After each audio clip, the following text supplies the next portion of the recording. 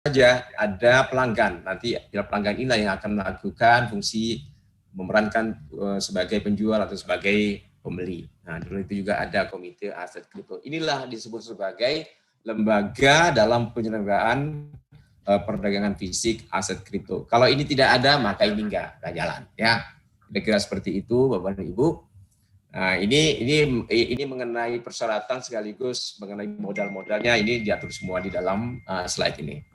Nah, di luar itu yang tidak kalah penting, persyaratan. Ini tidak main-main ini. Jadi kalau kita, karena potensinya sangat besar, ya kan, untuk terjadinya hacker dan lain sebagainya, ya kan, maka sistem harus betul-betul dipenuhi dan harus memenuhi ISO ya. ISO misalnya 27001 ini terkait dengan informasi security-nya ya. Kemudian ada cloud security-nya, ini juga harus ISO dan lain sebagainya. Termasuk juga sumber daya manusia harus memiliki ISO ya. Ini persyaratannya. Jadi betul-betul diatur sedemikian rupa sehingga ini betul-betul menjadi aman nantinya. Ya, kita lewati. Nah, ini adalah perusahaan-perusahaan ya, perusahaan-perusahaan pedagang fisik aset kripto yang telah terdaftar atau memiliki tanda pendaftaran sebagai calon pedagang fisik aset kripto. Tetapi meskipun calon, dia sudah bisa menjalankan kegiatan usaha sebagai pedagang fisik aset kripto. Nah, diharapkan ke depan dia tidak hanya sebagai calon pedagang fisik aset kripto yang memiliki tanda daftar, tapi ke depan dia wajib memiliki persetujuan sebagai pedagang fisik aset kripto, tentu saja dengan menambah modalnya, ya, modal store-nya. Nah, ini ada 13, ya, ada 13 pedagang fisik aset kripto. Nah, jadi kalau Bapak dan Ibu nanti ketemu dengan pedagang-pedagang, ya kan, pedagang-pedagang fisik aset kripto yang tidak tercantum dalam 13 ini, itu dicermati. Ya, data ini ada di dalam slide, misalkan nanti Bapak dan Ibu bisa melihatnya. Ya. Kemudian yang berikut, inilah mekanisme dalam perdagangan fisik aset kripto. Ya, ini sangat menarik ya.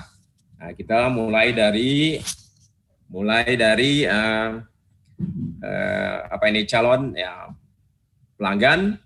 Ya kan, tentu saja sebelum calon pelanggan membuka rekening, tentu saja si pedagang fisik aset kripto harus tempatkan dulu ya aset kriptonya ke pengelola tempat penyimpanan atau depository. Jadi harus ada aset kriptonya dulu, tidak boleh bodong-bodong. Ya, berapa banyak aset kriptonya harus diketahui. Ya, siapa yang harus mengetahuinya? Harus diketahui oleh lembaga clearing berjangka. Ya, ini akan melakukan penjaminan dan penyelesaian transaksi. Nah, Nah, setelah itu baru nanti pelanggan ya membuka, di pelanggan ini bisa dia pembeli atau bisa juga sebagai penjual ya. Nah, dia akan membuka rekening ya pada pedagang fisik aset kripto. Nah, setelah lulus serangkaian prosedur Know Your Customer, jadi si pelanggan ini harus diketahui lebih dulu oleh si pedagang fisik aset kripto. Ini pelanggan yang yang layak atau tidak. Ya, jadi harus betul-betul diketahui latar belakang si pelanggannya ini ya. Jadi latar belakang pengetahuannya, latar belakang kemampuan finansialnya, sumber dananya dari mana, ya kan, kemampuan dia untuk mengoperate teknologi itu seperti apa, ya. Nah, mereka dasarnya juga dari kartu KTP ya yang dilakukan secara online. Nah, jadi sejauh itu akan dilakukan oleh si pedagang fisik aset kripto terhadap calon-calon pelanggannya melalui KYC. Kemudian calon pelanggan dapat disetujui menjadi pelanggan ya sehingga memiliki akun dan mulai dapat bertransaksi.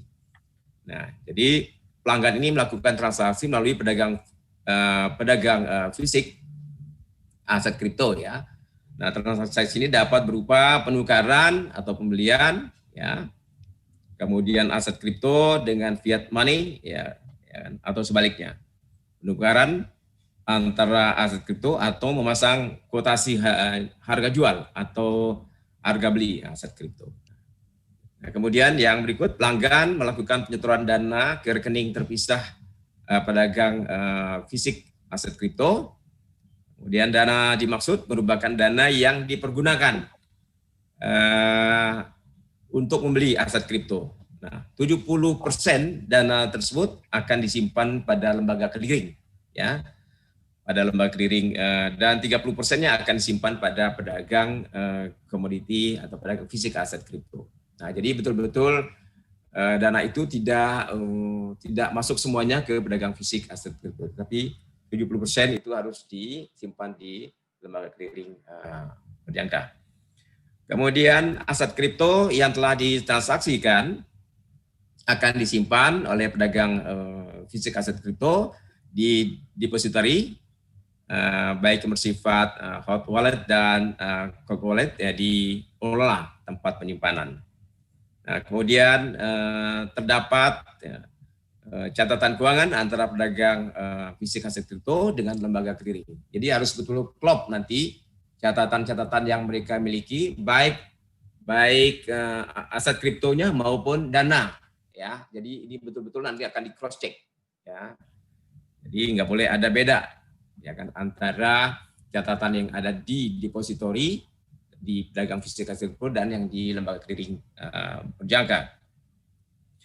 Nah, lembaga clearing berjangka akan melakukan verifikasi jumlah keuangan dengan aset kripto yang ada pada pengelola tempat penyimpanan.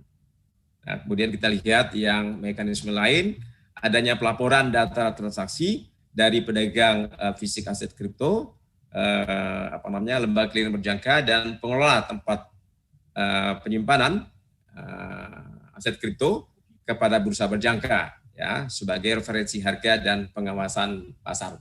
Nah, inilah mekanisme yang ada dalam perdagangan fisik aset kripto. Nah, jadi ini memang dibuat sedemikian rupa supaya ini betul-betul saling awasi satu sama lain, ya.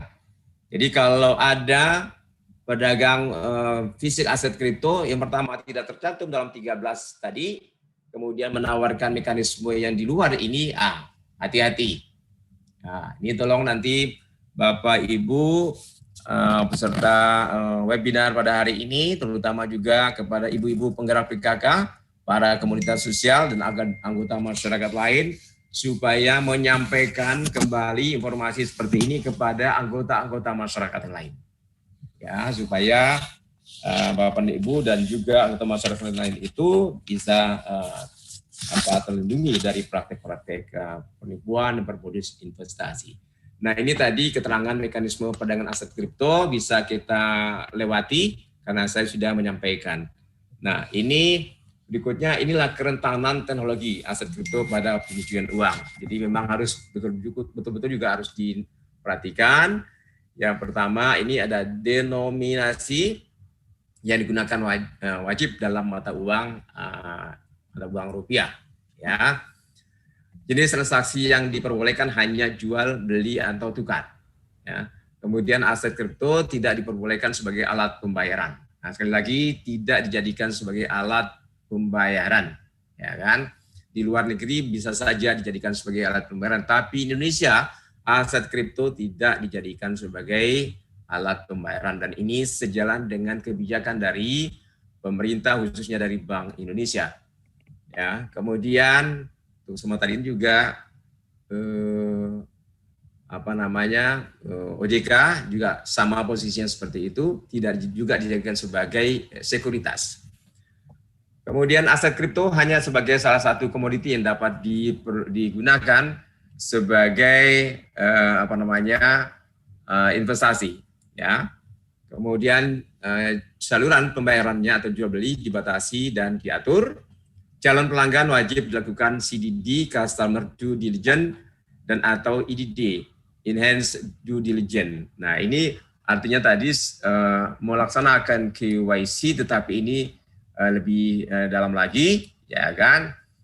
Nah, kemudian kalau pelanggannya ini kira-kira berpotensi orang-orang yang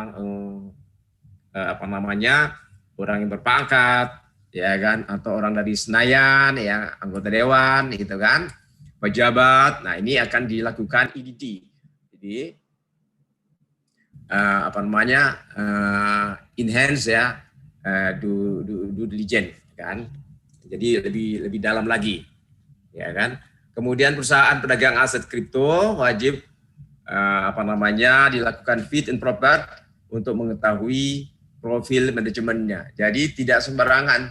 Jadi Bapepti selaku otoritas akan melakukan uji kepatutan dan kelayakan terhadap manajemen dari perusahaan pedagang aset kripto ini, ya kan. Jadi tidak asal-asal, ya kan, tapi akan betul-betul diuji, ya, kepatutan dan kelayakannya. Kalau tidak lulus, ya kita nyatakan dia tidak lulus, ganti mau orang lain. Kemudian server perdagangan dan pengelola tempat penyimpanan aset kripto ini wajib berlokasi di Indonesia, jadi tidak di luar negeri. Dan ini juga sejalan dengan ketentuan peraturan perundang-undangan yang terakhir ini.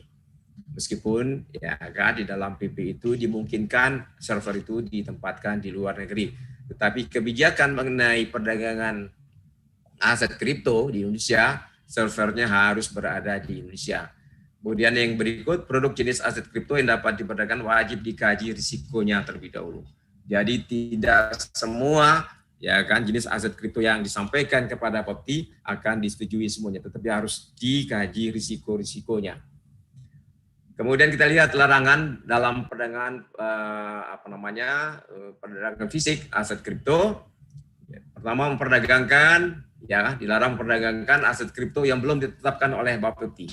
Nah, ya. Yang kedua, dilarang menggunakan mekanisme transaksi pasar fisik aset kripto yang belum mendapatkan persetujuan dari kepala Bapepti. Nah, jadi mekanisme yang tadi itu yang harus digunakan. Di luar mekanisme tadi, yaitu dilarang. Ya. Kemudian juga dilarang digunakan sebagai sarana pencucian uang, pendanaan terorisme, serta proliferasi senjata pemusnah massal. Ya. Juga dilarang, ya, pedagang fisik aset kripto menerima setoran tunai dan atau pihak yang identitasnya berbeda dari pelanggan aset kripto. Jadi kalau ada yang minta disetor tunai, ya kan, patut dicurigai karena memang dilarang menyetorkan uang itu secara tunai. Jadi harus akun ke akun biar itu tertelusur semua. Jadi kalau tunai tidak tertelusur. Ya. Kemudian orang yang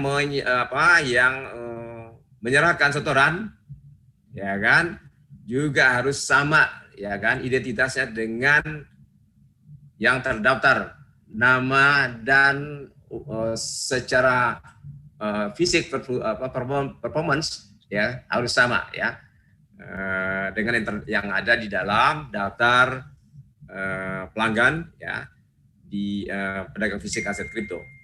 Kemudian juga dilarang, ya, menempatkan dana pelanggan aset kripto di rekening terpisah, ya kan. Jadi dana itu harus ditempatkan di rekening terpisah, ya, bukan di rekeningnya perusahaan. Ya, jadi kalau ada nanti yang minta seperti itu, ya kan, ke rekening perusahaan atau ke rekening pribadi, itu hati-hati, ya, penipuan. Kemudian juga pedagang dilarang, ya, pedagang fisik aset kripto memfasilitasi transaksi nasabah yang tidak memiliki kecukupan dana atau saldo aset kripto. Jadi kalau dapurnya menjadi susah ngebul, jangan. Ya kan, apalagi nanti sampai rumah tangga cekcok, jangan. Nah, jadi kalau yang mau ikut ke sini, diharapkan yang sudah punya duit lah, ya kan, sehingga tidak mengganggu dapur, tidak mengganggu biaya sekolah anak-anak, ya, dan lain sebagainya. Kemudian dilarang juga menjual aset kripto yang diciptakan oleh calon pedagang fisik aset kripto yang bersangkutan atau pihak afiliasinya. Nah, jadi tidak sembarangan, jangan mau bikin-bikin sendiri jenis aset kriptonya, ya kan? Dibuat sedemikian rupa, bagus namanya, ditawarkan kepada masyarakat, ya kan? Harus hati-hati betul jenis-jenis aset kripto yang ditawarkan. Kemudian dilarang menggunakan skema piramida atau ini bukan multi level marketing boleh, tetapi yang dilarang itu menggunakan skema piramida atau skema Ponzi, ya kan, atau sering juga disebut sebagai money game, ya kan. Nah ini hati-hati, karena kalau sudah menggunakan skema piramida, yang dapat untung yang di pucuknya, sementara yang ke tengah ke bawahnya ludes, ya nggak dapat apa-apa, gigit jari, ya. Begitu juga dengan skema Ponzi, ya. Kalau skema piramida itu ada barangnya, tetapi barangnya nggak sesuai, ya kan, kualitas harganya itu hanya kedok saja, ya kan. Nah kalau skema Ponzi bisa saja nggak ada barangnya, tetapi ini apa namanya hanya mengumpulkan uang, ya kan. Begitu juga dengan money game ini. Oke, itu hal-hal yang dilarang. Kemudian kita lihat, nah ini modus-modus ya yang berkedok aset kripto. Nah, Bapak dan Ibu bisa perhatikan, ini modus-modusnya ini antara lain saja, bisa saja ada modus-modus lain, tapi ini yang sering ditemukan. Ya, modusnya yang pertama melakukan jual beli aset kripto di Indonesia tanpa memiliki izin dari Bapepti.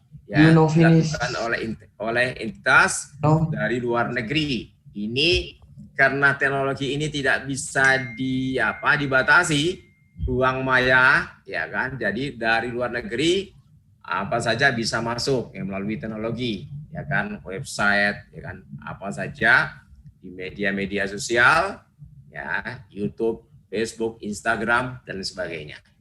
Ya. Nah, ini dari luar negeri, ya. Namun demikian dari dalam negeri tentu saja ada banyak, ya.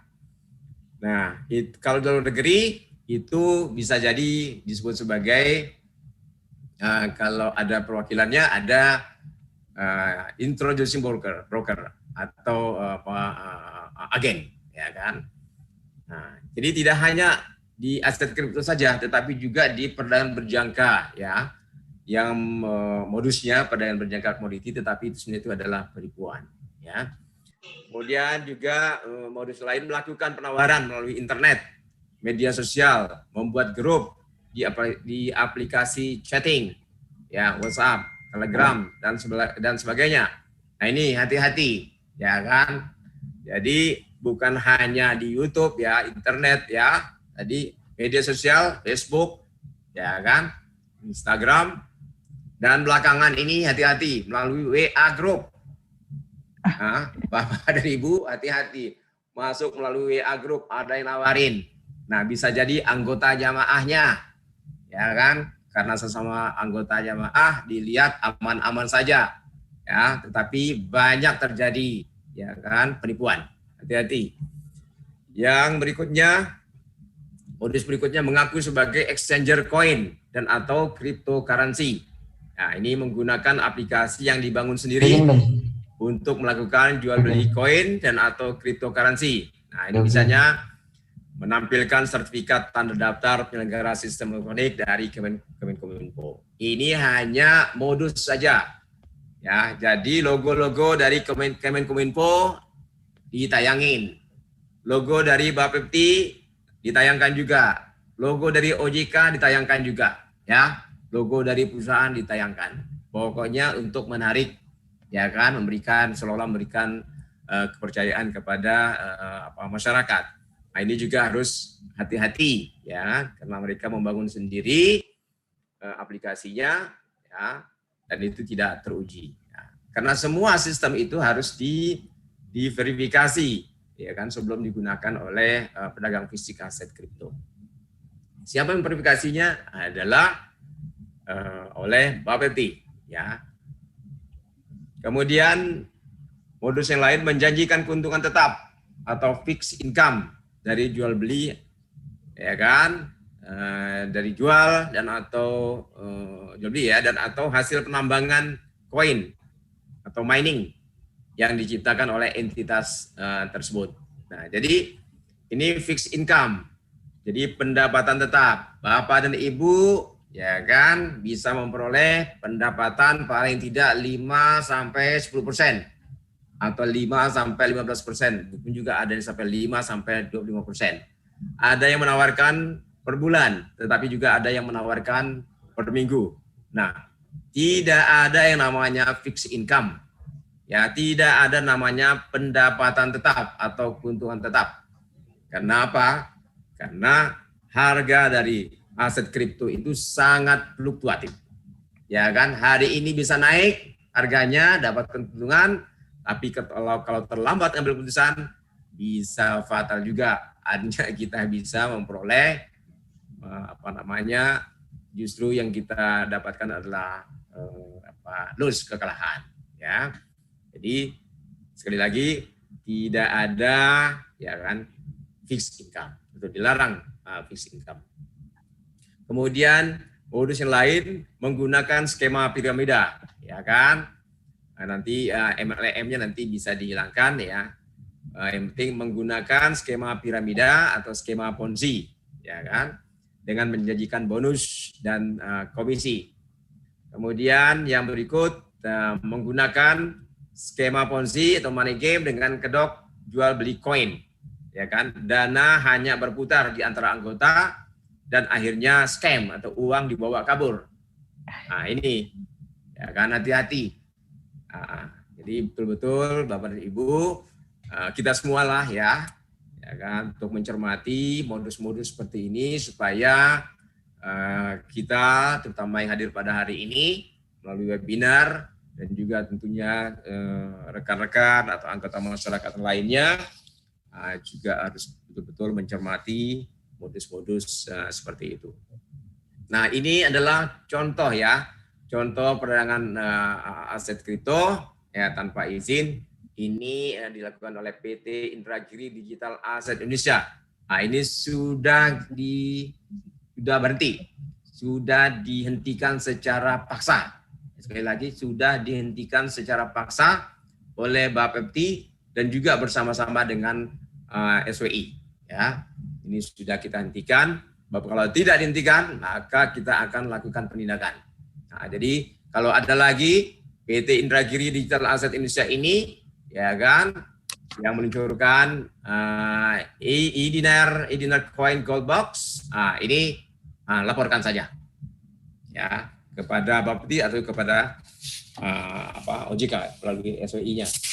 Nah, ini juga contoh ya tadi ya, Bitcash dengan hasil penambangan sebesar maksimum 0,5%. Nah, ini contoh-contoh saja ya. Oke. Kemudian kita bisa lihat yang berikut. Ini juga contoh ya. Ini dari Huobi Indonesia. Ini sebenarnya kantor pusatnya adalah di China. Ya kan? Di China dia tidak diberikan izin, ya kan? Tapi dia berupaya masuk Indonesia untuk mencari legalitas usaha di Indonesia. Tetapi karena belum memiliki perizinan dari Bapepti, maka Huobi Indonesia telah diblokir. Ya, jadi kalau besok lusa ada lagi Bapak dan Ibu melihat ya kan penawaran-penawaran seperti ini, sampaikan saja, laporan saja kepada Bapepti atau kepada OJK ya, melalui tim Satgas Waspada Investasi. Kemudian kita lihat yang berikut. Nah, ini yang telah diblokir ya. Tentu saja banyak yang diblokir ya. Ini baru 13 yang kita sajikan, tetapi banyak sekali yang sudah diblokir. Nah, Di pemblokiran domain situs web ya bersama dengan Kominfo pada tahun 2020. Ini banyak ya. Ini ada Binance ya dan lain sebagainya. Nah, kemudian ada juga pemblokiran terhadap domain situs ya di luar yang memperdagangkan aset kripto. Kalau tadi kan yang domain situs ya kan yang memperdagangkan aset kripto. Nah, ini yang di bidang perdagangan berjangka secara umum, baik menawarkan forex ya, mata uang ya dengan mata uang yang lain, ya kan, atau gold ya, emas dan sebagainya. Nah, ada FBS, Instaforex, Okta FX, Exnis, Olimtrade, MRG, Premier, Salma Market, Forex Time, ya, XM Global Limited, Tivia, banyak lagi. Dan sampai dengan September 2020, Bapepti telah memblokir 914 domain entitas ya yang tidak memiliki perizinan dari Bapepti. Ini untuk tahun 2020 saja, belum berakhir ya. Sampai dengan September sudah 914. Nah, belum di tahun-tahun sebelum-sebelumnya yang sudah kita blokir atau yang kita temukan entitasnya, perusahaannya, kemudian kita lakukan pemeriksaan. Kalau masih bandel, kemudian kita hentikan secara paksa. Ya, Pak Sis, maaf masih tinggal sedikit ini. Bisa. Tinggal satu slide ini. Ya. Nah, ini himbauan kepada masyarakat, kepada kita semua dan kepada masyarakat lain. Satu, ya kan, kalau agar sebelum melakukan investasi, melakukan langkah-langkah seperti berikut, ya kan, lakukan pengecekan legalitas izin usaha perusahaan pialang berjangka di website ya Bapepti. Ini alamat websitenya seperti itu. Kemudian kenali jenis investasi dan risikonya. Cek apakah memiliki rekening yang terpisah untuk menampung dana nasabah. Tidak mudah tergiur dengan iming-iming janji pasti untung dan penghasilan tetap atau fixed income. Jangan segan untuk menghubungi Bapepti selaku otoritas jika merasa ragu terhadap legalitas perusahaan dan mekanisme transaksi PBK atau juga termasuk tadi mekanisme transaksi perdagangan fisik aset kripto melalui ini SMS Center ya. Sekian. Terima kasih. Terima kasih Pak Sis. Wah, sudah sangat jelas disampaikan ya Smart Listeners untuk apa saja yang harus perlu dicermati sebelum melakukan investasi. Daftarnya juga lengkap nih dari yang sudah dilarang, kemudian beberapa contoh kasus. Jadi apakah ada pertanyaan yang masuk nih sebenarnya Pak Sis ya? Akses untuk mendapatkan informasi tersebut bisa dilakukan di mana gitu? Kalau masyarakat awam mungkin untuk bisa mendapatkan daftar pada saat ditawari investasi, kemudian harus melakukan konfirmasi dan pengecekan, itu seperti apa Pak Sis ya? Kira-kira mungkin sedikit saja Pak Sis bisa ditanggapin? Halo, bisa di-unmute? Maaf. Ya. Okay. Kalau masyarakat masih masa ragu, ya kan, tentu saja materi yang kami sampaikan ini bisa menjadi pegangan, ya kan. Tadi daftar-daftar pedagang fisik aset kripto atau juga secara umum terkait dengan perdagangan berjangka komoditi ada 62 pialang berjangka, ya. Ada 17 penyelenggara SPA dan lain sebagainya. Sampaikan saja. Minta informasi kepada Bapepti, ya kan? Atau bisa membuka website Bapepti. Ya? Oke, di website. Nah, bisa membuka website Bapepti, buka saja ketik Bapepti, ya kan? Nanti langsung klik dan nanti langsung sudah kelihatan, ya kan? Buka, ya kan websitenya Bapepti. Di menu utama sudah kelihatan. Nanti kita masuk, Bapak dan Ibu bisa masuk ke Bapepti. Nanti bisa kelihatan mau membuka misalnya daftar pialang berjangka yang punya izin dari Bapepti. Buka daftar pialang berjangka yang sudah dibekukan atau yang dicabut izinnya oleh Bapepti. Atau juga terhadap tadi pedagang fisik aset kripto, daftarnya siapa saja. Oke. Nah, jadi ada di situ. Jadi lengkap ya, Pak. Lengkap. Jadi ya ibu-ibu PKK juga semua komunitas yang ikut. Jadi sangat jelas, langsung saja masuk ke website Bapepti ya jika ragu terhadap satu investasi yang ditawarkan. Jadi ngecek semuanya ada. Oke, saya ingin atau satu tadi melalui telepon tadi Bu. 0, ya, benar ya. 0 tadi 08 ya, tidak ada 08111109 901. Ya, sudah ada tadi.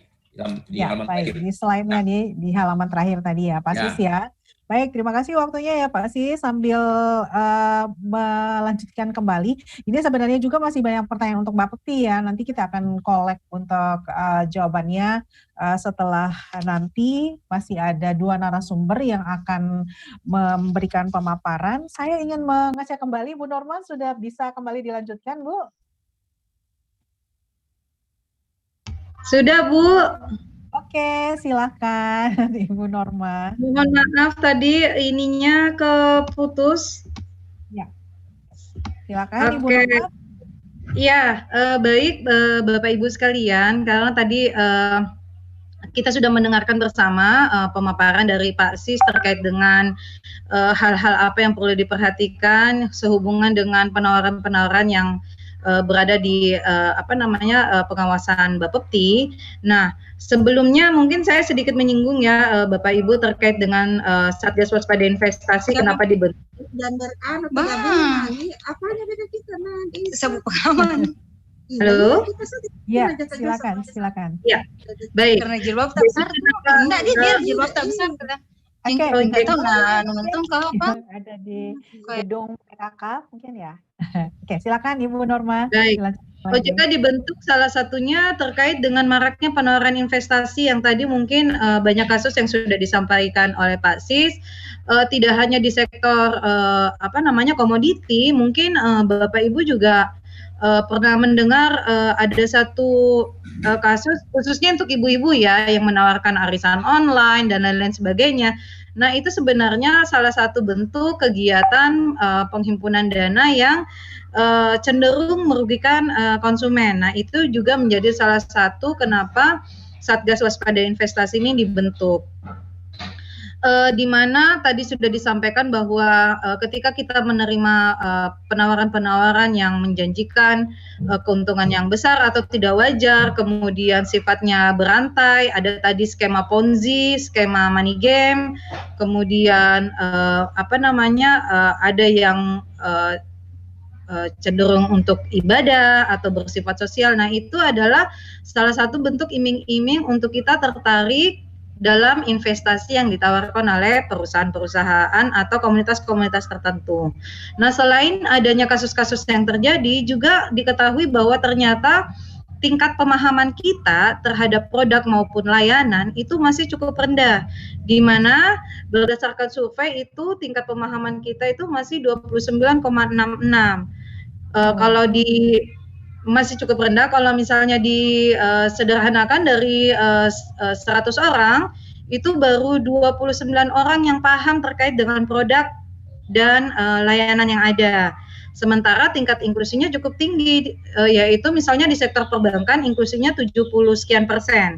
Nah, artinya banyak yang menggunakan produk tersebut tapi kurang paham. Nah, itu kenapa kita gampang sekali masuk teriming-iming dari penawaran-penawaran yang ada. Nah, ada juga penawaran investasi ilegal yang tidak di bawah pengawasan OJK. Ini tadi mungkin Bapak Ibu di Sulawesi Selatan sih yang paling besar adalah kasus umroh ya, yang cukup menyita perhatian seluruh Indonesia, di mana nilainya tidak sedikit, triliunan.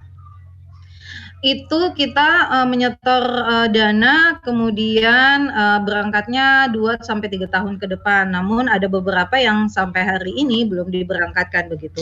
Nah, ini adalah bentuk-bentuk penawaran-penawaran yang sudah menjadi kasus di Indonesia begitu. Nilainya tidak sedikit. Total dari 4 kasus ini kurang lebih 92 triliun dari kisaran tahun 2010 sampai 2020. Jadi sebenarnya masyarakat Indonesia itu punya banyak uang ya Bapak Ibu, cuman memang penempatannya yang kurang tepat karena adanya iming-iming yang memang menggiurkan begitu.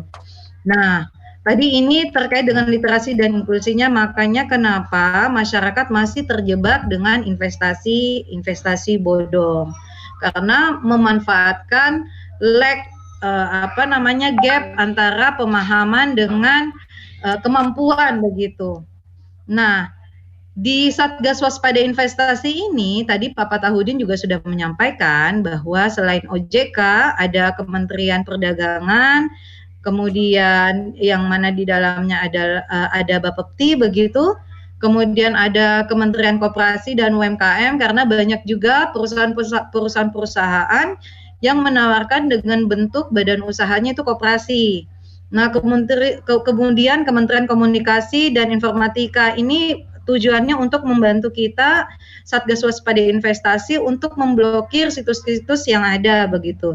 Nah, untuk pihak berwajib baik itu kepolisian maupun kejaksaan adalah untuk bisa menangani atau menindaklanjuti laporan-laporan yang disampaikan oleh masyarakat. Nah, selain itu ada juga Badan Koordinasi Penanaman Modal, Kemendagri, Kementerian Agama, Kementerian Pendidikan, Bank Indonesia, PPATK, dan Kementerian Riset dan Teknologi.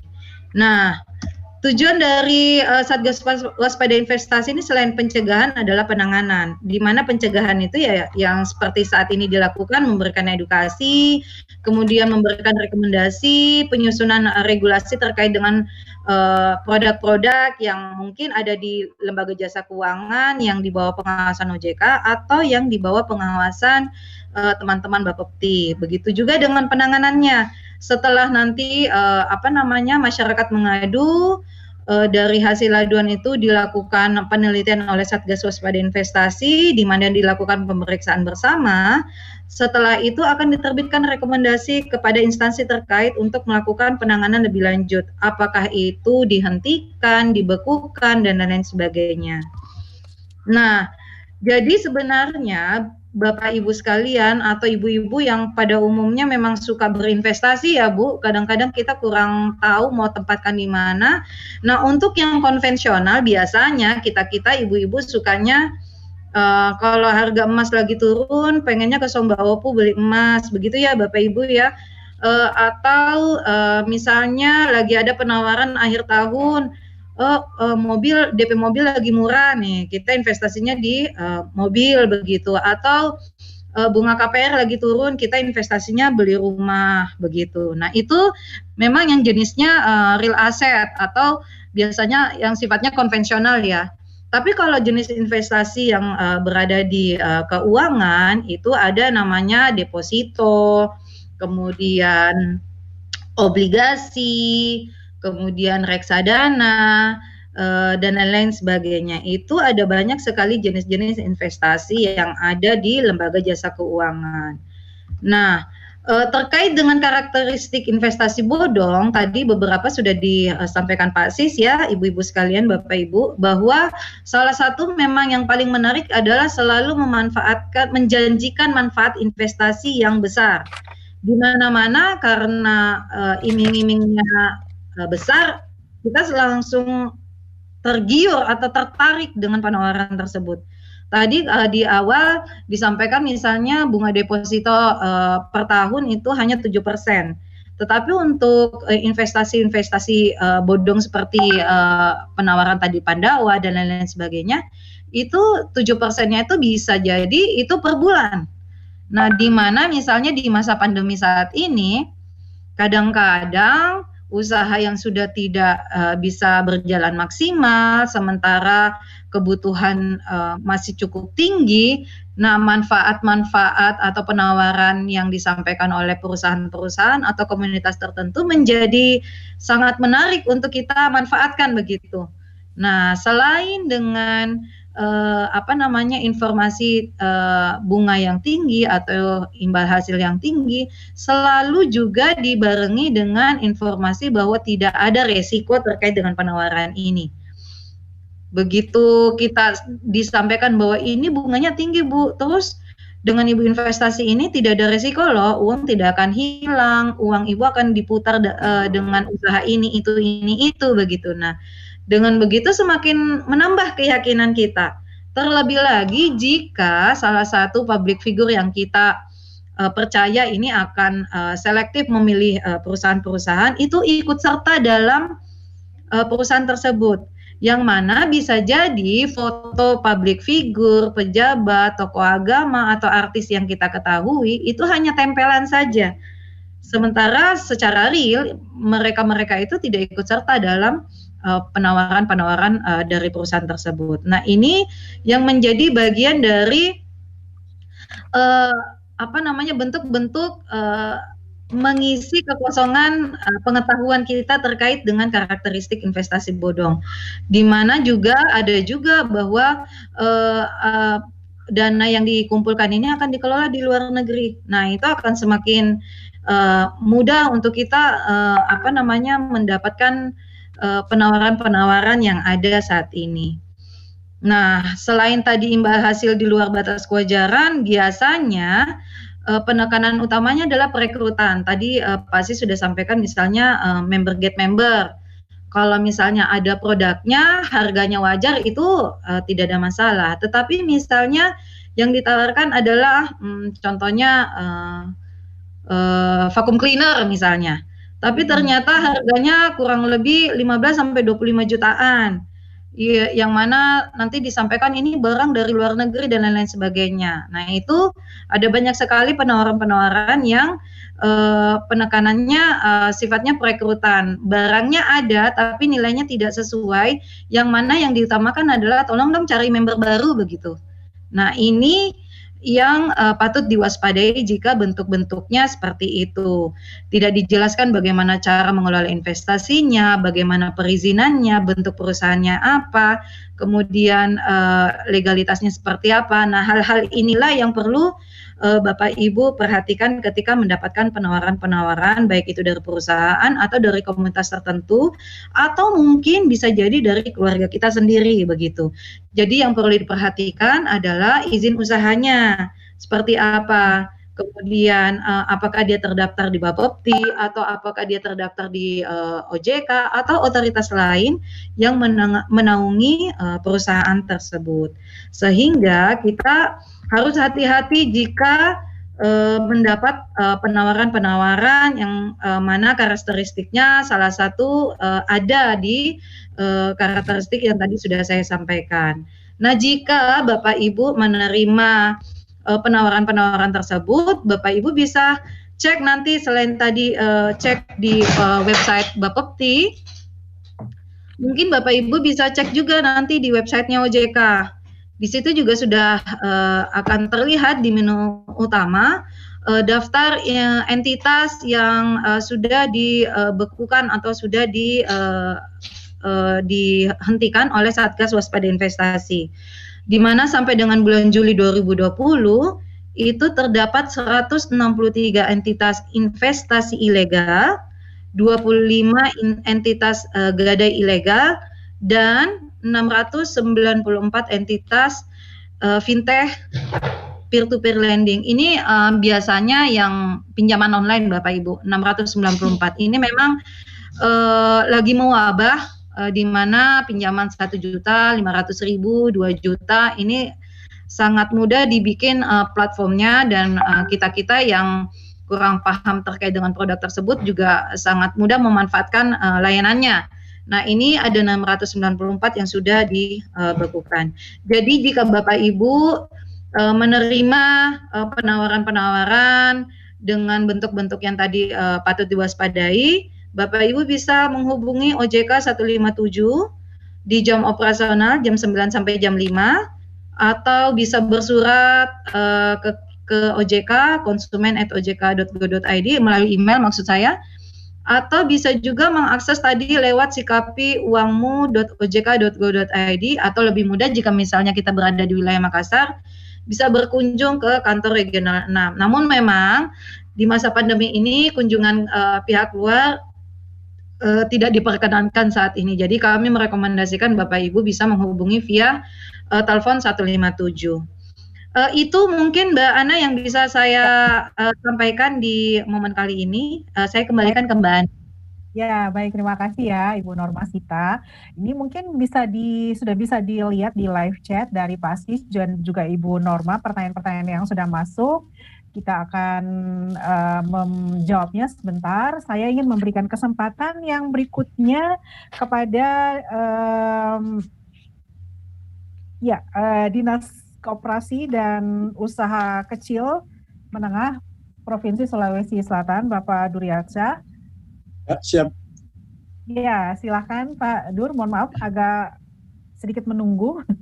Iya, iya. Ya, silakan Pak Dur. Ya, terima kasih. Assalamualaikum warahmatullahi wabarakatuh dan selamat siang.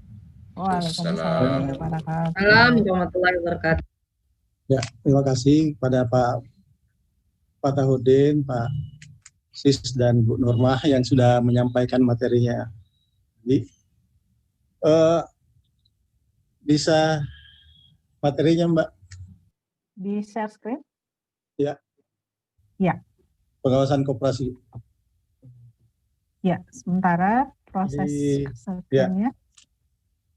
Pertama-tama dari dasar hukum dalam bergerak di pengawasan jelas persoalan perkoperasian di Undang-Undang 25/92 pernah ada lahir di belakangnya tapi dicoret kembali, dibatalkan kembali sehingga kembali kepada Undang-Undang 25. Yang kedua di Permenkop nomor 17/2015 tentang pengawasan koperasi. Ya. Tentang pengawasan koperasi, sehingga tujuan pengawasan koperasi kita bisa lihat di slide kedua. Slide kedua, tujuan pengawasan terhadap tujuan regulator meningkatkan efektivitas pelaksanaan pengawasan koperasi pemerintah. Jelas dengan sendirinya kita sudah ketahui dengan adanya dukungan kebijakan, kita sudah dapat mengetahui bahwa pelaksanaan pengawasan yang harus dilakukan oleh Dinas Koperasi baik provinsi maupun tingkat 2 sudah memiliki dasar hukum. Yang kedua adalah mitigasi resiko kegagalan koperasi di masa yang akan datang. Dengan seringnya kita melakukan pelaksanaan pengawasan, koperasi di masa yang akan datang peta jalan menuju pada masa yang akan datang kita bisa mengetahui bahwa kemampuan koperasi bisa dilihat. Yang ketiga adalah memiliki peta jalan menuju pada sistem pengawasan koperasi yang kuat. Ya kita ketahui memang akhir-akhir ini lagi muncul di Jawa kegagalan koperasi dalam melakukan pembayaran dana simpanan anggota, mungkin dana simpanan yang berbentuk apakah itu dana penyertaan atau simpanan khusus. Karena di koperasi tidak dikenal dengan deposito. Ada dana penyertaan berdasarkan Perpres 33. Dan yang keempat adalah mengefektifkan fungsi koordinasi dan kebijakan. Makanya di dalam apa yang disampaikan tadi Bu Nurmah bahwa Dinas Koperasi merupakan salah satu anggota tim dalam Satgas investasi ini. Tujuan untuk objek yang diawasi atau pada koperasinya itu sendiri kita mengharapkan dengan kepatuhannya dia terhadap kebijakan-kebijakan terhadap pelaksanaan kegiatan usaha di koperasi, dia dapat berkembang dan berkelanjutan. Karena mereka punya keyakinan bahwa tidak ada lagi yang harus dilakukan kecuali memang mengikuti prinsip-prinsip perkoperasian di dalam pelaksanaan kegiatan. Yang kedua adalah meningkatkan kepatuhan dan kesadaran para pengurus dan pengawas koperasi terhadap peraturan perundang-undangan. Ya, jelas dia harus mengacu pada tadi saya katakan di awal Undang-Undang 25. Terus persoalan pengawasan koperasi. Karena kalau tidak, mereka bisa dapat sanksi.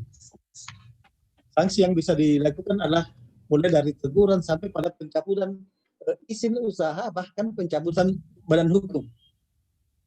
Jadi ini bisa dilaksanakan apabila di dalam pelaksanaan kegiatannya dia melanggar ketentuan. Karena yang banyak biasa bermasalah adalah di koperasi simpan pinjam.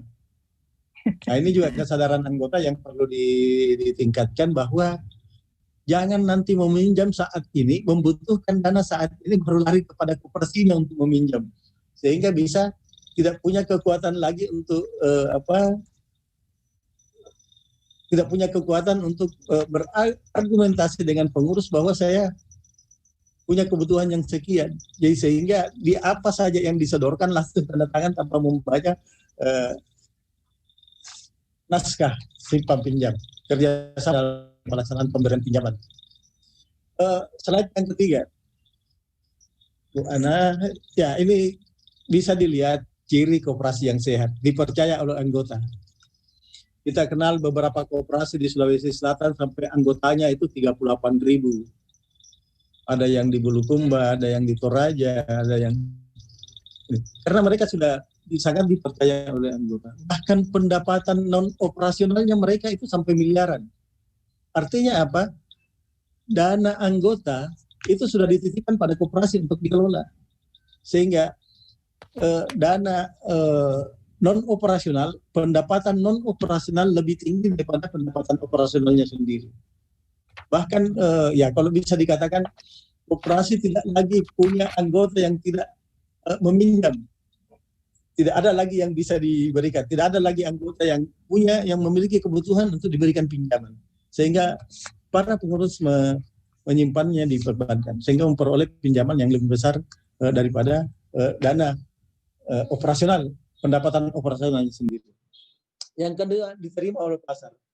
Yang jelas, ya kita bisa lihat misalnya di Bulukumba dengan hadirnya KSP Berkat, terus di Toraja dengan hadirnya KSP Balota, itu diterima. Karena apa? Masyarakat yang sudah datang, mereka sudah punya keyakinan bahwa koperasi ini bagus. Koperasi ini. Jadi itu bisa dilihat dari pengelolanya. Khusus pada koperasi simpan pinjam, kalau manajer pengelola simpan pinjam itu harus memiliki sertifikasi. Sertifikasi ini pun bukan dari dinas koperasi, tapi dari lembaga profesi atau di bawah naungan BSN. Jadi lembaga yang punya kredibilitas untuk melatih seorang manajer sehingga mereka bisa dapatkan sertifikat. Ini menjadi persyaratan bagi koperasi simpan pinjam. Manajer koperasi simpan pinjam itu harus memiliki sertifikat. Tanpa memiliki sertifikat, dia tidak bisa diangkat sebagai seorang manajer pada koperasi simpan pinjam. Yang ketiga, bebas dari persoalan hukum. Ya, bebas dari persoalan. Pasti dipercaya anggotanya, diterima pasar, pasti akan bebas dari persoalan itu. Karena di koperasi, kalau kita lihat rohnya, itu semua anggota bisa mengetahui aktivitas koperasinya melalui kegiatan. Makanya kenapa pada saat rapat semua bisa dilihat semua, berapa simpanannya, berapa sisa pinjamannya, berapa pembagiannya. Dengan transparan di situ kan dia anggota memberikan kepada dia. Persoalan hukum tidak ditemukan di situ. Artinya pengurus sudah berjalan sesuai dengan on the track, sesuai dengan ketentuan, sesuai dengan prinsip-prinsip perkoperasian, dan sesuai dengan ketentuan kebijakan simpan pinjam, baik dari penyusunan laporan keuangan dengan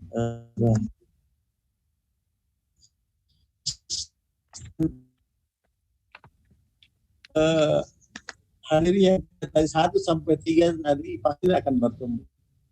Kita bisa lihat, tadi saya sampaikan bahwa koperasi yang di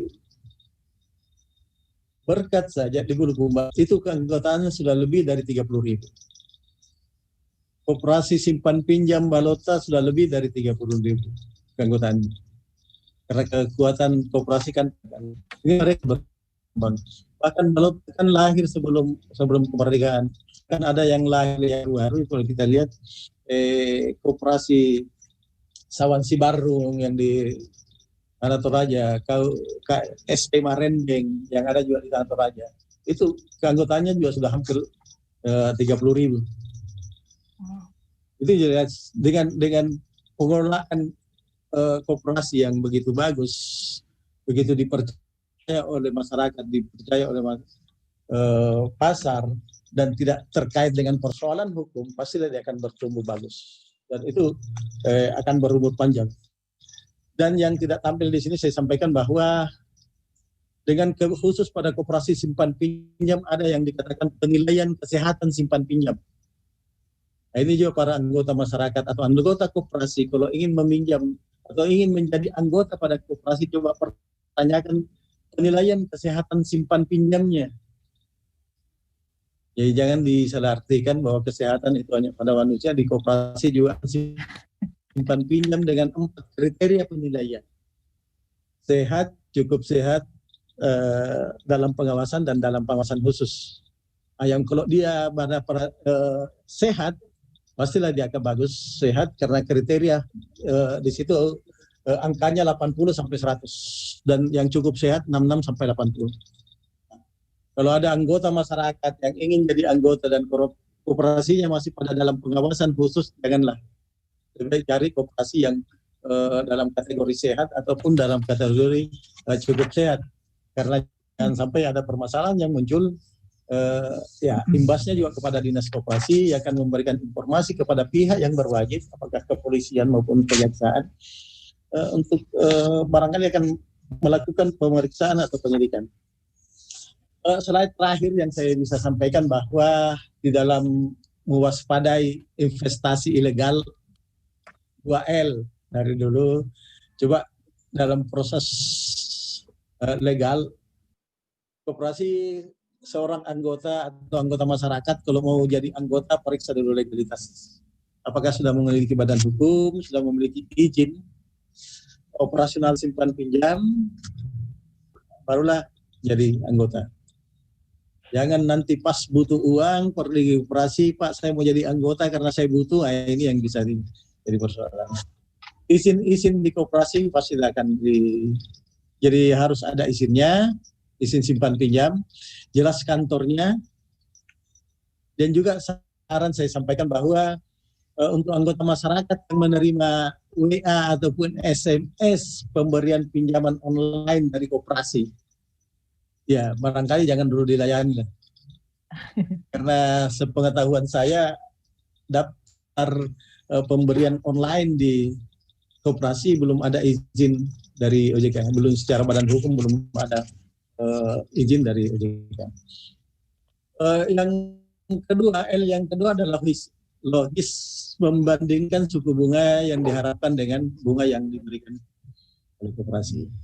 Ya, ini juga baik meminjam maupun menyimpan itu harus betul-betul diperhatikan. Meminjam ya tidak jauh-jauh lah dengan suku bunga perbankan karena biasanya pakai koperasi pakai standar itu. Demikian juga untuk menyimpan. Apa yang dikatakan tadi dari OJK maupun dari Bapepti bahwa ini yang jangan sampai tergiur dengan bunga tinggi.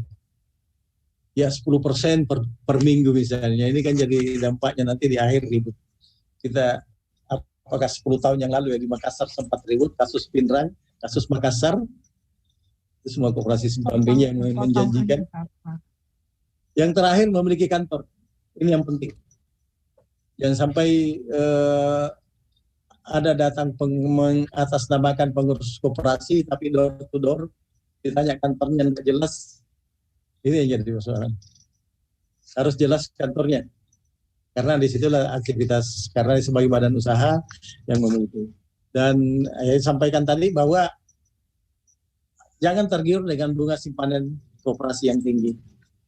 Kalau kita menyimpan, ada yang menjanjikan misalnya 10% per minggu atau per bulan, ini yang perlu diwaspadai. Jangan sampai pada titik tertentu selesai persoalan, ribut jadinya. Demikian barangkali Ibu Ana yang saya bisa sampaikan. Nanti dilihat apakah sebentar ada pertanyaan-pertanyaan dari anggota masyarakat. Kita bisa sampaikan. Ya, terima kasih. Terima kasih Pak Duryatsyah, Kabid Pengawasan Dinas Koperasi dan UMKM Sulsel ya. Sudah selesai semua pemaparan dari narasumber. Ada pertanyaan-pertanyaan yang sudah masuk dan ya dari pertanyaan yang sudah masuk ini nanti akan dipilih ya. Ada beberapa pertanyaan terbaik yang akan mendapatkan merchandise dari OJK ya. Dan memang tadi dari semua pemaparan narasumber, apakah dari Pak Sis, dari Ibu Norma, juga dengan Pak Duryatsyah memang ada lag ya antara pemahaman masyarakat terhadap produk-produk investasi, tapi kemauan untuk spend uang untuk investasi itu sangat besar. Ternyata orang Indonesia kaya-kaya ya, tapi ini sayangnya belum inline ya dengan pemahaman terhadap produk-produk investasi tersebut. Jadi sayang ya, sayang duitnya, waduh tadi hampir 92 triliun dari datanya Ibu Norma. Dan ketimpangan itu antara inklusi dan literasi juga sangat jauh ya.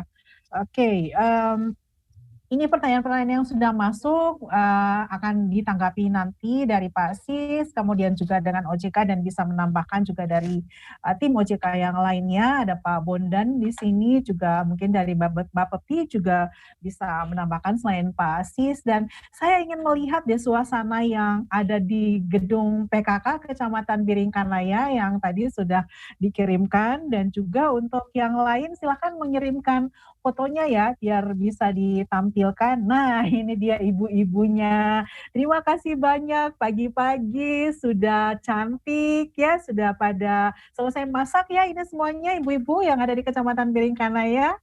Terima kasih banyak ya sudah hadir dan sudah mendengarkan pemaparan. Semoga ini nanti sepulangnya dari sini bisa langsung diskusi dengan suami ya, dengan Bapak untuk memilih produk investasinya seperti apa. Wah, senang sekali ya. Nanti yang lain ada dari komunitas tangan di atas, Aksi Indonesia Muda, Ika Raeng Sulsel, kemudian juga Sobat Lemina, dan yang lain bisa deh kita akan share screen di sini untuk semua peserta jika ingin ditampilkan ya. Oke, saya langsung saja nih, ada pertanyaan yang paling pertama masuk ya, waktu sementara Pak Sis lagi memberi pemaparan di jam 8.40. Terima kasih ya buat Nur Faisyah Salam. Obligasi masuk ke area perdagangan berjangka yang diwaspadai oleh Bapak Tika.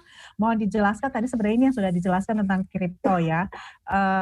Terus juga yang lain nih dari masih mungkin Bapak Tia, peranan pemerintah dalam mendukung cryptocurrencies yang dibuat di Indonesia. Ini gimana nih Pak Sis ya, lembaga-lembaga apa yang bertugas melakukan tracking terhadap transaksi dari cryptocurrencies. Mungkin Pak Sis bisa lihat ya pertanyaan-pertanyaan yang sudah masuk ini. Halo Pak Sis. Ya. Ya, Pak Sis mungkin bisa ditanggapi untuk pertanyaan yang pertama, kemudian dari Muhammad Arif Wicaksono, cryptocurrencies. Ya. Terima kasih. Terima kasih Pak Arif, kemudian siapa lagi nih? Nur Faisyah Salam ya, Zul ya. Obligasi. Ya. Pak Zul, ya kan? Pak Zul, oke. Tadi yang Ibu Ana sampaikan, apakah obligasi ini masuk ke ranahnya PBK? Ini nggak masuk ini, ya kan? Oke, jadi bukan ranahnya PBK, meskipun sebenarnya peran berjaga komoditi ini komoditasnya sangat terbuka ya, sangat terbuka, sangat terbuka karena memang bukan hanya barang saja, ya kan? Jadi barang bisa jasa, bisa hak dan atau kepentingan lainnya. Nah, tetapi memang harus ditetapkan dulu sebagai subjek kontrak berjangka. Jadi tidak sembarangan gitu, sepanjang itu belum disetujui dan ditetapkan sebagai subjek kontrak berjangka itu tidak bisa diperdagangkan di perdagangan berjangka komoditi. Nah, itu dipastikan dulu mengenai komoditinya. Dan itu bisa dilihat ya di Bapepti, silakan dilihat, sampaikan saja, indahkan saja informasi kepada Bapepti kalau memang ada hal-hal yang perlu dimintakan informasinya. Kemudian terkait dengan Pak Arif ya, Pak Arif Wicaksono ya, bagaimana peran pemerintah ya kan terhadap dan dukungan pemerintah terhadap cryptocurrency ini. Kalau terdaftar saja, apakah itu nanti justru akan mengekang atau membatasi? Intinya pemerintah mengatur supaya itu jauh lebih jelas, ya kan? Status hukumnya daripada itu tidak diatur, ya kan? Dan dengan kita mengatur, maka tentu saja akan memberikan kepastian hukum dan memberikan perlindungan kepada pihak-pihak yang terlibat di dalam penyelenggaraan perdagangan fisik aset kripto. Ya, termasuk nanti terhadap pelanggannya, artinya pihak yang melakukan jual atau yang melakukan beli ya dalam penyelenggaraan perdagangan fisik aset kripto. Nah, penetapan jenis aset kripto itu bukan berarti itu mengekang atau membatasi, tetapi itu untuk memberikan kepastian bahwa jenis aset kripto yang seperti apa yang ya boleh diperdagangkan di Indonesia. Karena kalau itu tidak diatur sedemikian rupa, ya kan, maka orang bisa saja menawarkan jenis-jenis aset kripto yang memang belum layak, ya belum teruji, ya kan, dan itu berpotensi untuk merugikan masyarakat, ya kan. Nah, kita harapkan ke depan itu ya jenis-jenis aset kripto yang diperdagangkan itu adalah memang yang punya tadi CMC, ya kan, capital marketnya itu seperti apa. Kan? Dan di dalam regulasi itu ditetapkan minimal itu masuk dalam 500 ya CMC itu, tapi perlu juga ada kajian apakah yang di luar CMC itu tetapi potensinya besar, ya dimungkinkan saja ya. Ya, kemudian yang berikut kita cek lagi.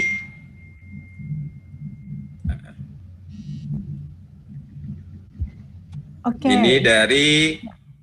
Ini dari Pak Arif lagi dengan nah,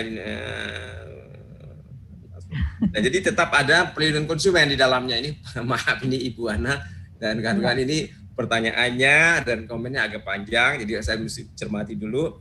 Jadi betul-betul peraturan undangan yang diterbitkan oleh otoritas Indonesia dalam ini adalah Bapti Kementerian Perdagangan, tentu saja ada itu dalam rangka memberikan salah satu aspeknya adalah dalam rangka memberikan perlindungan kepada konsumen. Nah, kita tahu bahwa regulasi itu tidak hanya satu pihak, tidak hanya bicara mengenai perlindungan terhadap konsumen, tetapi juga perlindungan terhadap pelakunya sendiri, ya kan, kepada pedagang fisik aset kriptonya. Jadi harus berimbang, ya.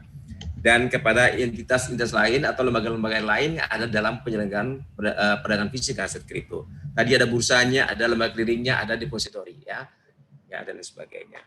Kemudian lembaga apa yang bertugas melakukan tracking terhadap transaksi Indonesia, ya kan? Tentu saja selain si pedagang fisik aset kriptonya sendiri dengan sistemnya, tentu saja ada bursa tadi, tempat transaksi itu dilaporkan.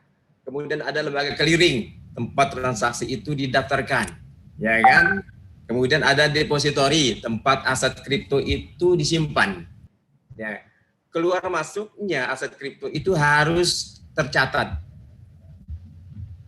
Antara depository, catatan yang ada di depository dengan catatan yang ada di lembaga clearing harus tetap sama. Begitu juga yang ada di pedagang fisik aset kriptonya. Jadi betul-betul harus tertracking semuanya, ya. Apalagi kalau menggunakan metodologi atau teknologi blockchain, ya kan, distributed ledger, artinya semuanya itu tidak ada yang tersimpan, jadi harus tahu semua kemana-kemananya, oke.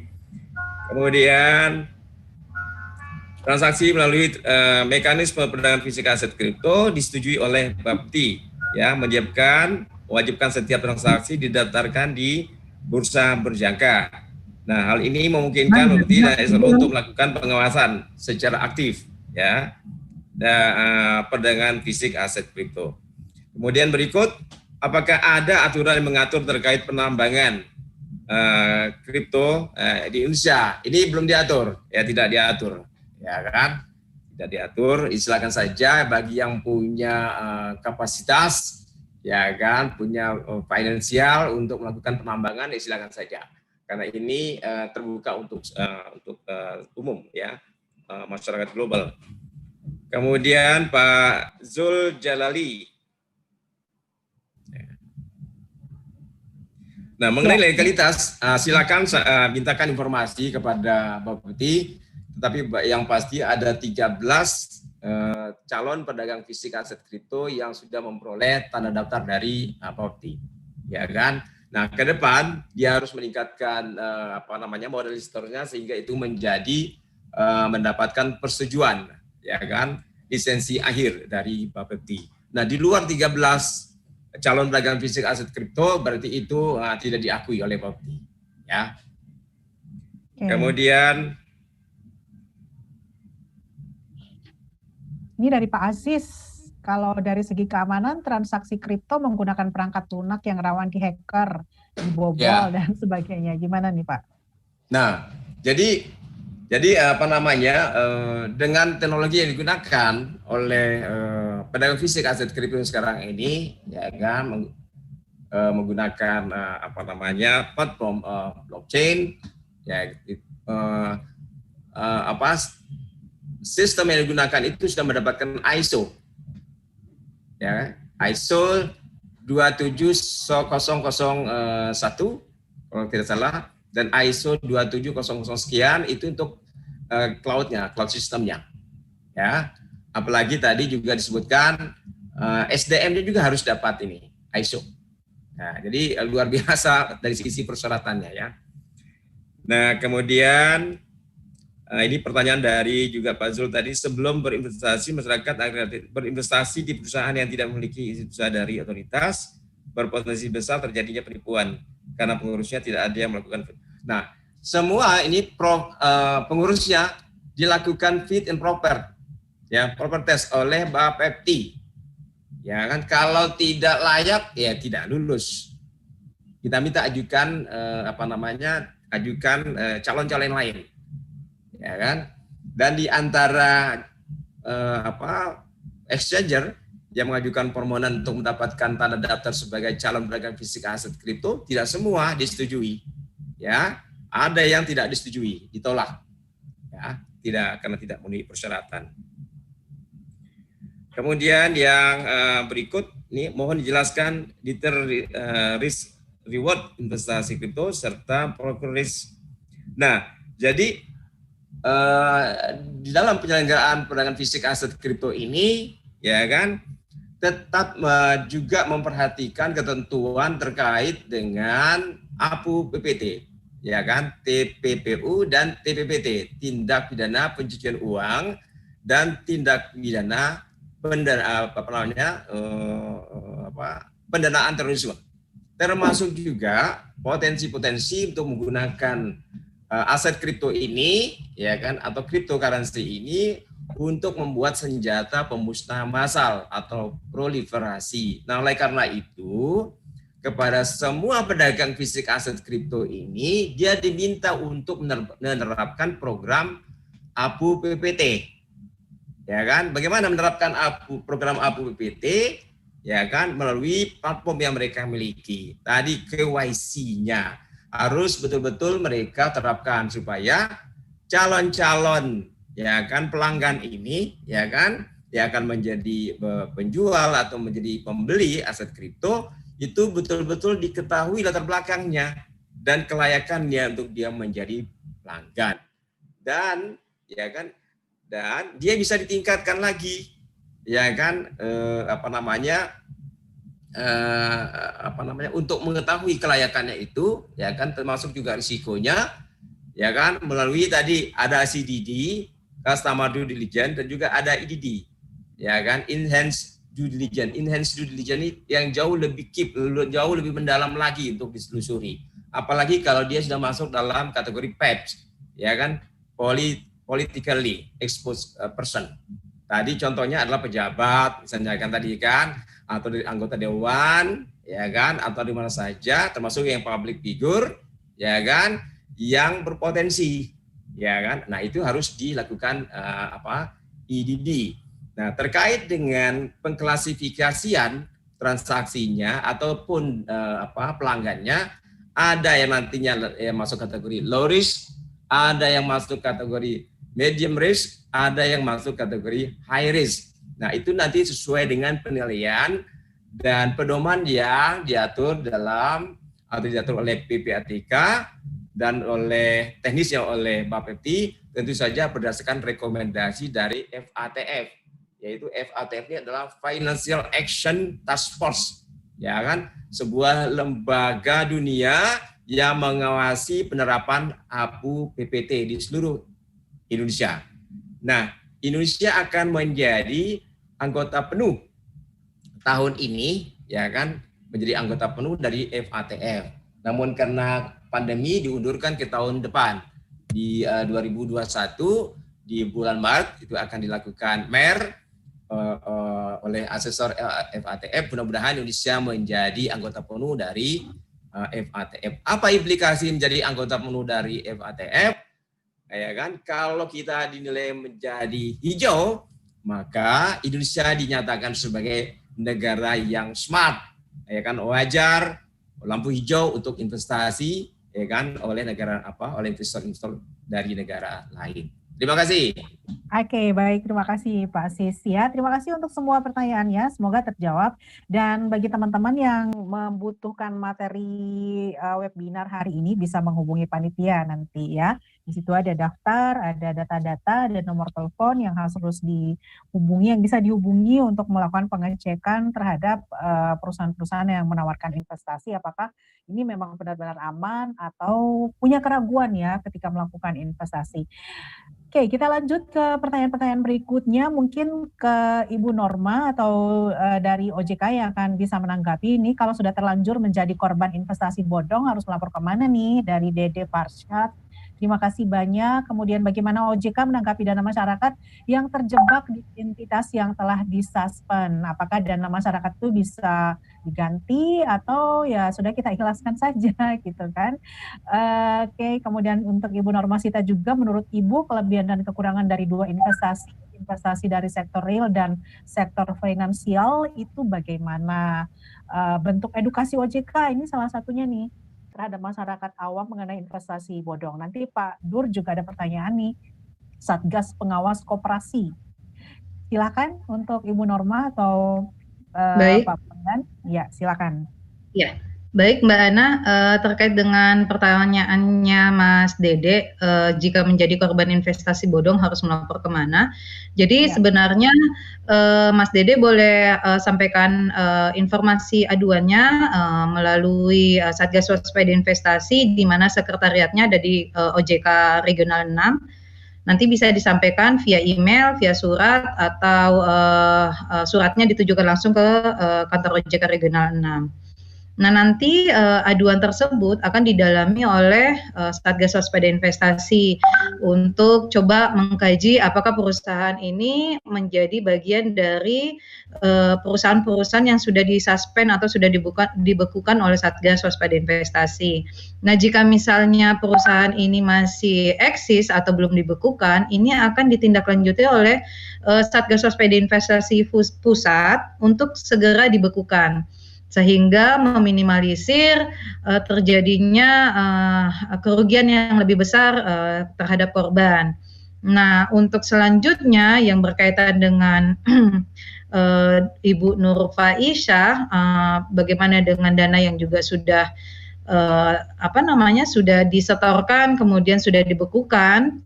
Nah, ini sebenarnya menjadi hubungan keperdataan, Mbak Ana, karena perusahaan-perusahaan tersebut tidak ada otoritasnya, tidak ada yang mengawasi, sehingga agak susah untuk diberikan memang perlindungan hukum terhadap konsumennya atau masyarakat yang ikut serta dalam perusahaan tersebut.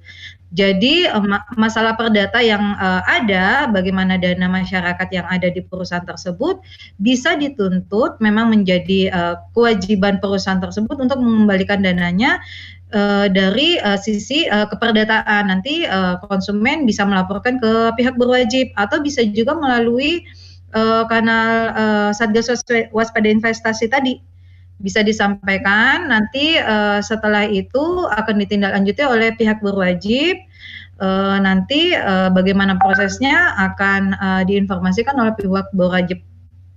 Nah, untuk kegiatan edukasi ya seperti dengan kegiatan kita hari ini, kalau misalnya dulu sebelum adanya pandemi, ya kita mengedukasinya bisa melalui komunitas-komunitas, ibu-ibu majelis taklim, teman-teman mahasiswa, adik-adik pelajar, SD, SMP, SMA, kemudian ASN, entah itu di kantor-kantor, kemudian di balai-balai desa, kelompok-kelompok tani dan lain sebagainya, itu banyak sekali kegiatan-kegiatan edukasi yang kami lakukan. Nah, di masa pandemi ini karena kita dibatasin untuk bertatap muka langsung, maka edukasi yang kita lakukan dalam bentuk webinar seperti saat ini.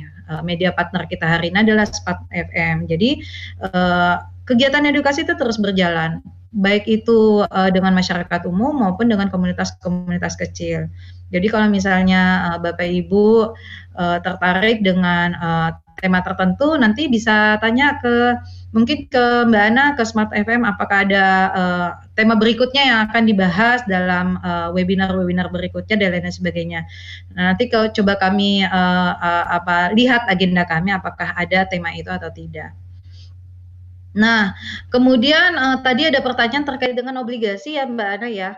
Apakah obligasi itu masuk dalam pengawasan Bapepti atau tidak? Sebenarnya obligasi yang ada yang dipasarkan di Bursa Efek itu masuk dalam pengawasan Otoritas Jasa Keuangan. Nah, itu pun yang diterbitkan oleh emiten-emiten yang terdaftar dan berizin di OJK. Jadi misalnya Ibu Pak Isya ada beli obligasi, dilihat dulu ini obligasinya perusahaan mana, Bu. Nah, jika misalnya perusahaan itu atau emiten tersebut berada di pengawasan OJK, insya Allah aman. Namun jika misalnya obligasinya perusahaan-perusahaan yang tidak Ibu kenali atau tidak di bawah pengawasan OJK, nah itu nanti Ibu bisa infokan kepada kami untuk kami Satgas Waspada Investasi ya, untuk nanti dipelajari atau dianalisis lebih jauh perusahaan apakah yang menerbitkan obligasi ini. Nah, untuk Mas Dede Zulkarnain sebagai generasi muda, ya memang kita berharap adik-adik generasi muda inilah yang menjadi investor-investor muda. Ada banyak sekali produk-produk yang ada di lembaga jasa keuangan untuk investasi-investasi pemula. Dengan 100.000, adik-adik sudah bisa menjadi investor. Itu bentuknya adalah reksadana. Nanti kumpulan-kumpulan reksadananya ini akan dikelola oleh manajer investasi. Apakah ditempatkan di saham-saham Unilever misalnya, BNI, Mandiri, dan lain-lain sebagainya. Itu tergantung pilihannya Mas Dede nanti apakah mau ditempatkan ke reksadana pasar uang, reksadana pendapatan tetap, dan lain-lain sebagainya. Jadi dengan uang 100.000, Mas Dede sudah bisa menjadi investor di pasar modal. Seperti itu sih Mbak Ana. Ya, baik. Terima kasih Ibu Norma. Ke Pak Dur ya. Nih, Pak Duryatsa. Satgas Pengawas Koperasi seperti apa nih melihat dan menyikapi finansial teknologi? Gimana nih Pak Duryatsa, koperasi-koperasi yang ada sekarang? Bisa di-unmute Pak Dur, suaranya belum kedengaran. Ya, silakan Pak Dur. Kebijakan pemerintah atau Kementerian Koperasi sudah memberikan peluang untuk melakukan kegiatan finansial. Artinya dengan pemanfaatan IT sudah bisa dilakukan, tapi kepada anggotanya, kepada anggota koperasi. Di KSP Sawan Simbarong sudah melakukan itu. Pemberian pinjaman kepada anggotanya, bukan kepada masyarakat. Jadinya harus terdaftar dulu sebagai anggota koperasi baru diberikan pelayanan melalui IT. Kalau di luar dari anggota koperasi itu belum ada izin. Tapi peluang untuk pemanfaatan IT sudah ada. Kebijakan pemerintah dari Kementerian Koperasi untuk pemanfaatan IT itu sudah ada. Apabila terlihat atau ada ditemukan persoalan-persoalan koperasi simpan pinjam di lapangan, di setiap kabupaten kota itu ada satgas pengawas. Ada satgas pengawas koperasi di setiap kabupaten kota. Jadi lebih mendekatkan kepada masyarakat. Bukan hanya pada provinsi, juga pada kabupaten kota ada satgas pengawas koperasi simpan pinjam. Demikian barangkali, Bu. Ya, Ini ada pertanyaan dari TDA Makassar, Mas atau Mbak Hajar nih, bagaimana Bapak Ibu jika perusahaan dengan sistem MLM tapi perusahaannya terdaftar di APLI? Mungkin pasti bisa nanggapin. Perusahaan dengan sistem MLM tapi dia terdaftar nih di APLI. Pasis di unmute, Pasis. Ya. Ya. Halo, maksudnya di asosiasi ya? Ya, di asosiasi. APLI, kan? Asosiasi penjualan langsung ya. Oke? Ya, Pasis.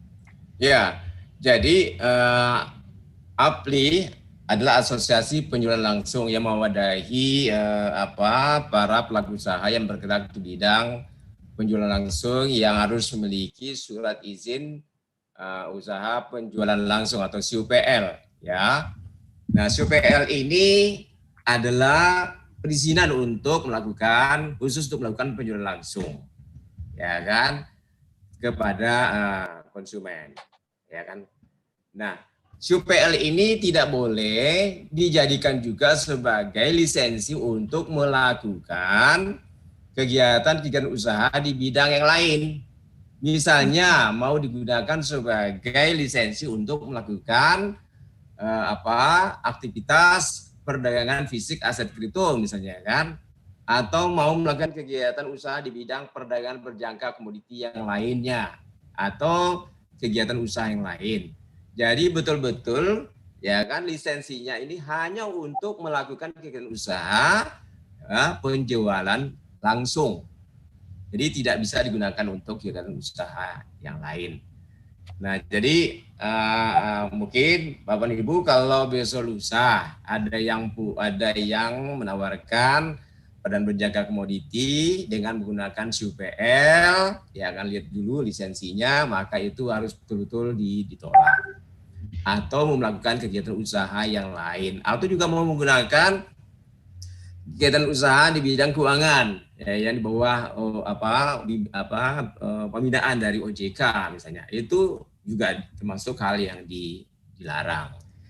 Jadi sekali lagi kalau mau melakukan kegiatan usaha di bidang perdagangan berjangka komoditi tentu saja harus penuhi perizinan di bidang perdagangan berjangka komoditi. Mau menjadi pialang ya kan, pialang berjangka, atau mau menjadi penyelenggara SPA sistem perdagangan alternatif ya kan, atau mau jadi apa, atau dalam konteks hari ini mau menjadi pedagang fisik aset kripto misalnya, ya harus memiliki perizinan khusus sebagai pedagang fisik aset kripto, tidak bisa menggunakan SUPL. Nah, dalam praktek ya kan yang kita temukan SUPL itu digunakan untuk melaksanakan kegiatan usaha di bidang perdagangan berjangka komoditi ya kan, tetapi juga untuk melakukan kegiatan usaha yang lain, misalnya tadi skema Ponzi ya kan, atau skema piramida mereka gunakan. Nah, kalau sudah praktek seperti itu ada beberapa regulasi yang terkait ya kan, ada undang-undang perdagangan berjangka komoditinya, ada undang-undang perdagangan di dalamnya. Nah, di dalam undang-undang perdagangan itu secara tegas disebutkan bahwa ya kan skema Ponzi atau skema piramida itu masuk ranahnya pidana. Ya kan? Jadi masuk kategori tindak pidana. Nah, oleh karena itu teman-teman yang memiliki SUPL, tolong perhatikan jangan sampai menggunakan SUPL-nya di luar ya kan kegiatan usaha yang khusus untuk melakukan usaha sebagai penjualan langsung. Jadi tidak masuk ke kegiatan usaha yang lain. Ya, termasuk juga kepada koperasi misalnya, kan harus punya izin sendiri. Ya. Terima kasih. Ya, terima kasih Pak Sis. Masih ada tambahan lagi mungkin dari Bu Norma? Dari OJK, sebelum ini kita sudah sampai di sesi akhir ya untuk webinar di siang hari ini. Silakan Ibu Norma. Halo, Ibu Norma, masih ada yang ingin ditambahkan? Ini ya. Tadi ya, silakan. Ini saya jawab ini lagi ya Mbak ya? Ya. Ya, ini terkait dengan dana investasinya Bu Faisah yang ada kepada salah satu emiten yang sudah disuspend, betul, itu sebenarnya aman Ibu, karena kalau di pasar modal Indonesia itu dana terpisah, mungkin sama dengan Bapepti, jadi rekeningnya sudah terpisah Bu, jadi itu aman, Ibu nanti bisa ajukan pencairannya, nanti tinggal komunikasikan dengan perusahaan efeknya Ibu tadi investasinya melalui perusahaan efek apa, nanti Ibu komunikasikan dengan perusahaan efek Ibu terkait dengan teknis pencairannya. Kemudian masih bisa ya Bu Norma ya? Masih bisa gimana? Ya? Masih bisa ada peluang kemungkinan untuk bisa kembali uang kita? Karena rekeningnya terpisah Bu. Jadi sebenarnya itu ya betul. Jadi rekeningnya terpisah. Memang kalau dalam kondisi suspend itu memang ada beberapa hal yang dimintakan oleh otoritas kepada perusahaan tersebut untuk melakukan perbaikan-perbaikan. Apabila perbaikan-perbaikan tersebut telah dipenuhi, suspendnya akan dilepas begitu. Nah, nanti tinggal dilihat nih perusahaannya suspendnya berapa lama dan lain-lain sebagainya. Nanti coba Ibu, Bu Faisah komunikasikan dulu dengan perusahaan efek tempat Ibu berinvestasi begitu. Nah, mohon rekomendasi perusahaan yang bisa ditempati bagi pemula untuk berinvestasi. Jika Mas Zul tertarik dengan investasi seperti Bu Faisah, investasi di saham, apakah mau langsung ke sahamnya atau melalui pengumpulan dana reksadana, silahkan aja Pak Zul bisa komunikasi dengan apakah itu dengan perbankan yang bertindak sebagai agen penjual reksadana. Di Makassar ada banyak Bapak, kemudian mau berhubungan dengan perusahaan efek juga bisa, di Makassar ada 16 perusahaan efek, jadi nanti Bapak Zul bisa coba cari tahu perusahaan-perusahaan mana yang nyaman buat Bapak untuk komunikasi. Seperti itu. Ya. Sementara ini ada pertanyaan terkait dengan pinjaman online. Nah, untuk pinjaman online ini memang saat ini lagi boom ya Mbak Ana. Teman-teman atau Bapak Ibu yang butuh dana cepat 2-3 juta dalam waktu 1 hari, bahkan kurang dari 12 jam itu sudah bisa diperoleh. Itu ada banyak penawaran seperti itu. Nah, ini memang wajib untuk kita verifikasi terlebih dahulu. Apakah pinjaman online ini terdaftar dan diawasin oleh OJK? Jika tidak, kami sarankan untuk tidak sama sekali menggunakan platform tersebut.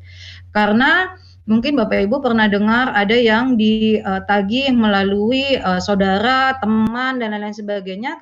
Hal-hal seperti itu yang menjadi salah satu bagian dari tidak bisanya bagian dari tidak terdaftar atau tidak diawasinya oleh OJK. Hal-hal itulah yang menjadi concern kita, mengapa konsumen wajib untuk melakukan verifikasi di awal untuk menghindari hal-hal yang merugikan konsumen itu sendiri. Tambahan dari saya seperti itu, Mbak Ana. Ya, terima kasih Ibu Norma. Saya ingin sedikit mendengarkan mungkin tangkapan ya dari Pak Bondan ya. Pak Bondan Kusuma, beliau adalah Kepala Bagian Edukasi dan Perlindungan Konsumen. Ini dari tadi mengamati ya Pak Bondan, mungkin bisa menanggapi Pak, silahkan. Ya Mbak Ana, terima kasih. Saya kira sudah lengkap tadi oleh Bu Norma, terus dari Pak Hamasis dan Pak Duryasa. Cuma saya titip satu pesan aja nanti teman-teman yang mendengarkan literasi ini bisa menyampaikan ke masyarakat yang tidak hadir itu karena kan memang terbatas kapasitasnya. Yang kedua perlu diingat terkait dengan 2L, legal dan logis. Gampang pokoknya untuk mengetes investasi legal atau tidak legal, bodong atau tidak bodong.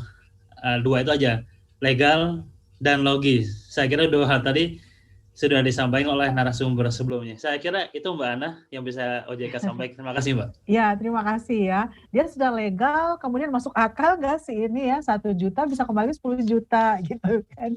Ya, jadi itu dia cara mengidentifikasi secara cepat. Tapi memang ya itu tadi pesan Pak Bondan, karena tidak semua bisa hadir dalam program literasi kita di hari ini. Jadi inilah tugas Bapak Ibu semuanya yang sudah hadir. Mohon mungkin kalau kembali ke rumah ketemu yang nawar-nawarin investasi ke tetangga di sebelah rumah, bisa langsung diberikan penjelasan dan kalau perlu diinterogasi ya, seperti apa produk investasinya, keamanannya, legalitasnya, dan masuk akal tidak nggak sih ini ya. Kadang-kadang kalau kita terbawa emosi ya, mau cepat dapat duit di masa yang sekarang ya mungkin bisa langsung cus deh ya, ngambil produk investasinya.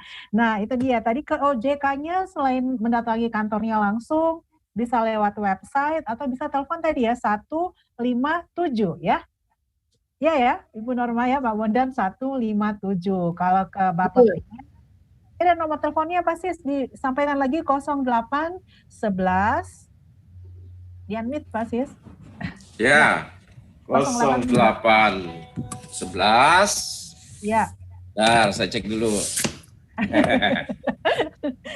Oke, sambil siap-siap ya. 08 11 Ya. 11 Ya. 09 901.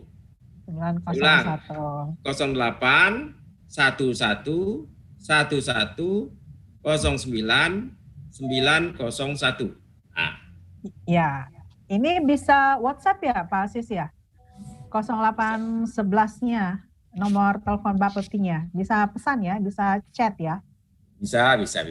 Oh bisa, oke. Jadi aman ya. Jadi bisa di screenshot ya untuk bukti transaksi ke perusahaan investasi. Kalau bisa sih sebelum melakukan investasi ya. Tapi kalau sudah terlanjur mengecek ya semoga saja kita berdoa semua produk investasi yang Bapak Ibu sudah pilih itu adalah investasi yang aman, legal ya dan logik ya tadi menurut Pak Bondan.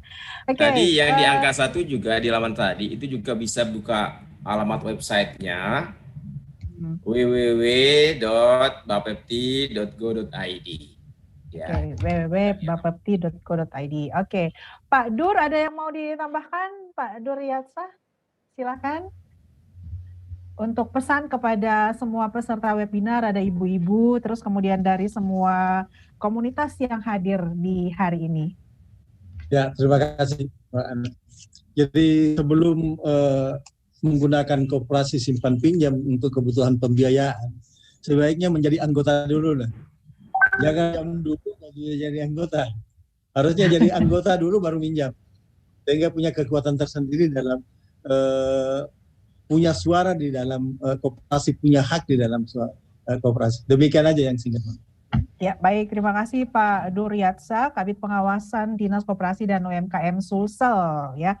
Oke, sudah jelas semuanya ya teman-teman, Bapak Ibu semua yang sudah mengikuti webinar kita dari jam 9 ya tadi pagi. Terima kasih banyak untuk OJK, Ibu Norma Sita, Pak Bondan, teman-teman di OJK semuanya, senang sekali bisa kembali bersama ya dalam program literasi ini. Pak Wasis, terima kasih banyak, penjelasannya sangat bermanfaat. Kita juga tersambung dengan beberapa teman tadi yang mendaftar dari Jogja, dari Palembang, dari network lain yang tersambung di webinar ini. Terima kasih semua teman-teman, Pak Duryatsa, terima kasih, dan Bapak-Bapak dari Bapepti juga semuanya ya. Terima kasih sekali lagi.